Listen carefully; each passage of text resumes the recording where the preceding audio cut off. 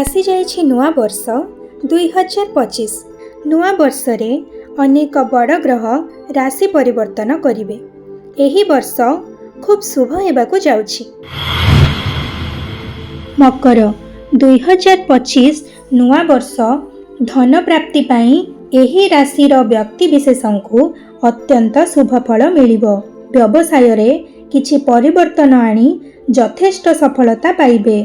विशेष करी लुगा, प्रसाधन सामग्री, ट्रावेल एजेंसी, होटेल व्यवसाय और अभिनय क्षेत्र रे थिबा व्यक्ति मानकर आय आशा को टपी जीवो। फेब्रुआरी रु मे मास भितरे ऑफिस रे परिस्थिति आपणंग लागि टिके अलगा रहिबो। भूल बाटरे नै जिबा व्यक्तिंक प्रति सावधान रुहंतु। जून मास बेलकु ग्रह चलन दृष्टिरु भाग्यर सहयोग पाइबे। पदोन्नति सह भल स्थान को बदली हेबे। वैवाहिक जीवन प्रीतिकर हेब। सेप्टेम्बर रु नवेम्बर पर्यंत धनर सठिक उपयोग करी घर भूमि किणिबे। संतान सफलता मिलिबो। पेट जनित समस्या होई पारे। प्रत्येक शनिवार अश्वत्थ वृक्ष मूलरे जल अर्पण करिबा सह दीप लगांतु।